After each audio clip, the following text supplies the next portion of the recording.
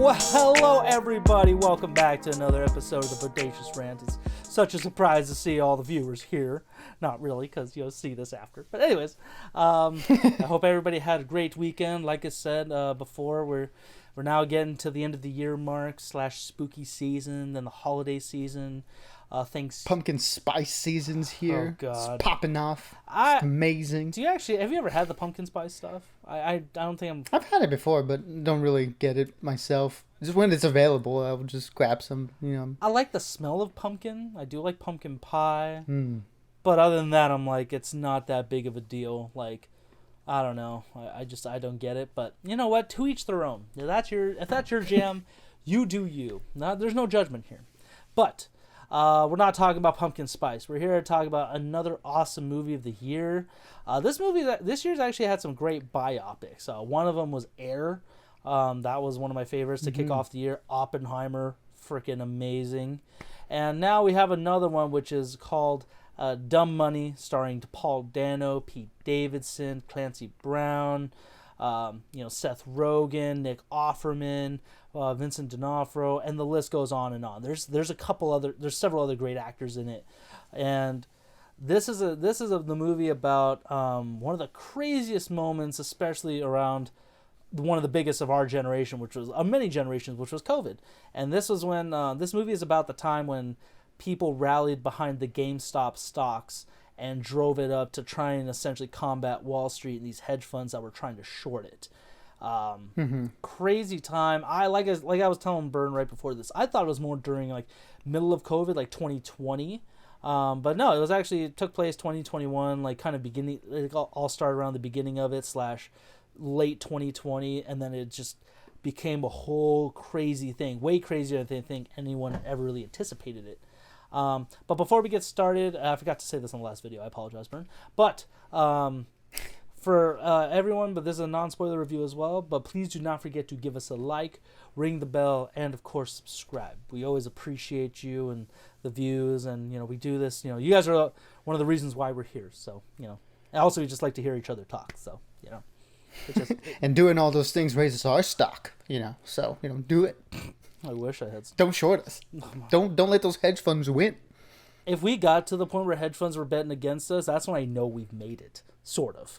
Or we're struggling because the hedge funds are trying to short us. That's probably not a good thing. Anyways, so yeah, Paul, let me see. Let me get the cast list up because I don't remember all the people's names like in real life, so let me check that out.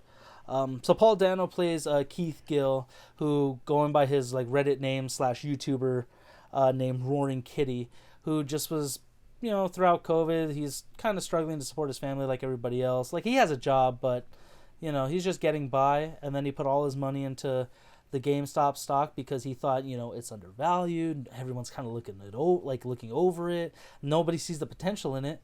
And, he openly, which I thought was very surprising, would post his spreadsheets up on his YouTube videos, talked about in Reddit on the Wall Street Bets page. And yeah, people were just like, you know what?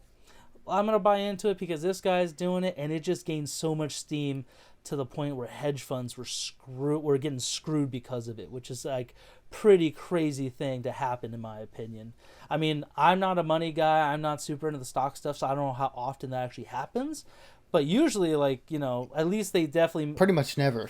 Yeah. Except for they did mention 2008 was the time that all these hedge funds messed up, and people kept saying that was a one-off. It's never going to happen again. When it's like, no, it very well could happen again. This movie was very reminiscent of The Big Short, so I think these two kind of go hand in hand together, just because they were some of the biggest points in our history, especially growing up. So I think that's why I really like this movie as well.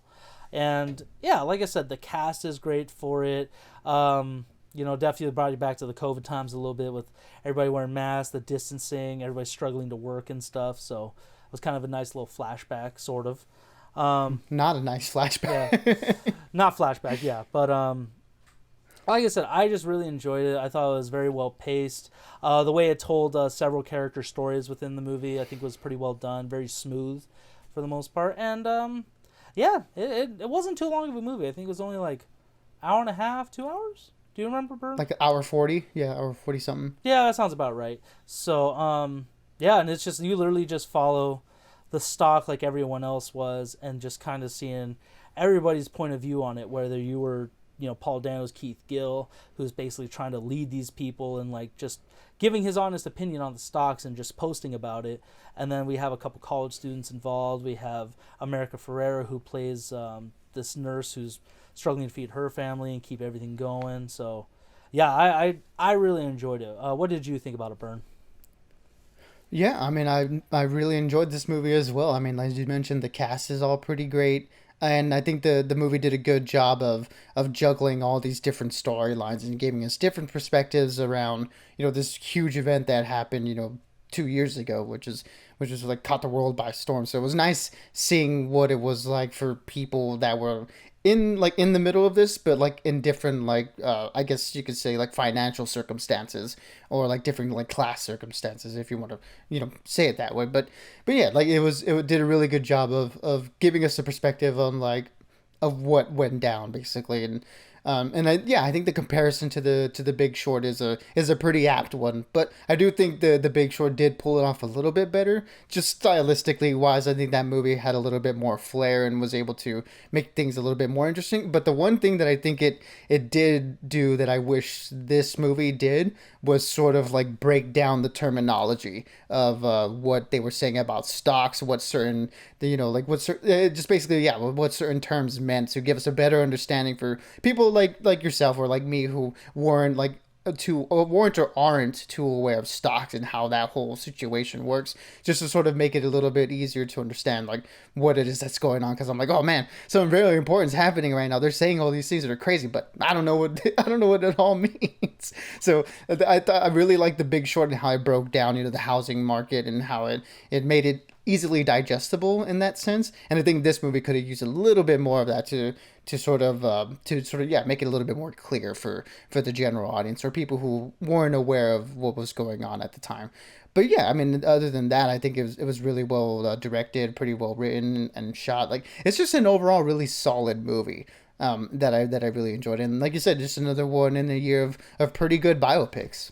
Exactly. And yeah, now that you think about it, I think that would have been nice. I feel like, some of the characters, the way they try to do it, they try to have the characters explain it to each other in like general conversation. But The Big Short, given maybe it was they had a better budget, because that one they were able to do with like other actors and like, famous people at the time. Mm-hmm. So I don't know, but I do get what you mean. That's a fair critique of that.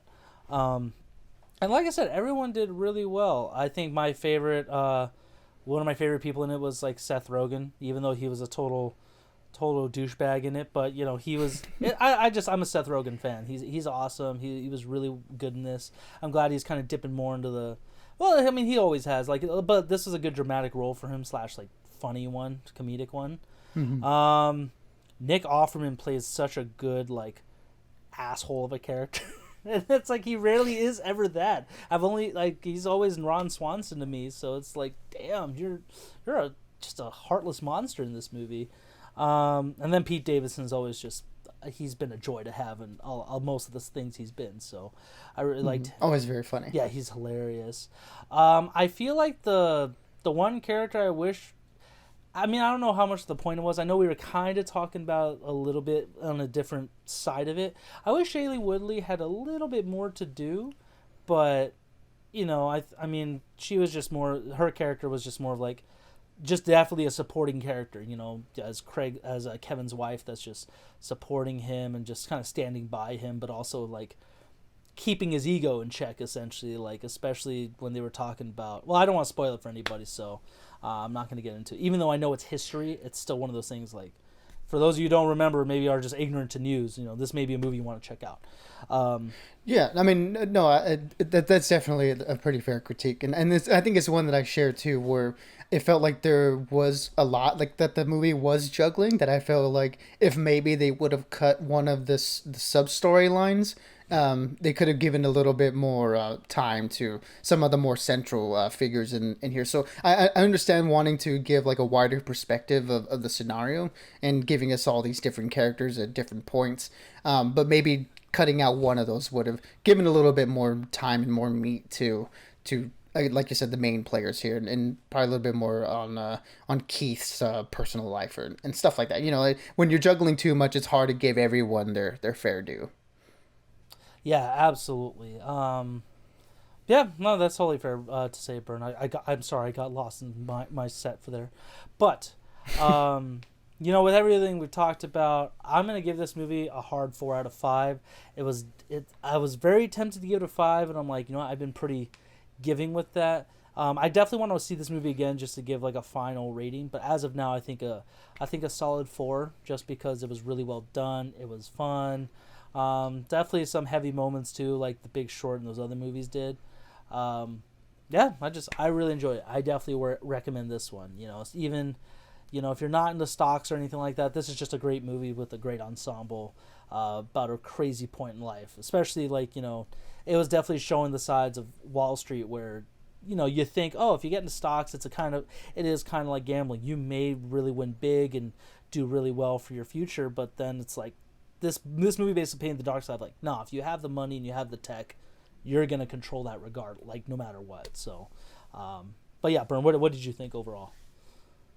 Yeah, overall for me, I'm gonna go ahead and give this one a solid 3 out of 5. This is a very, very strong, very entertaining movie, just really well put together. There isn't anything here that like blew me away, and then like I said, maybe if it could have used a little bit more, if you're gonna steal from The Big Short, maybe steal a little bit more of the flair and stuff too, to make it a little bit more flashy, or at least stick out from the pack. But as it stands now, it's just a really solid movie, and a really good retelling of a recent moment in time where the little guy was able to stick it to the big man, which is always a fun storytelling thing. So yeah, I would definitely recommend people go watch this movie. It's a really good time, and I think it's one that you'll find a lot of entertainment from.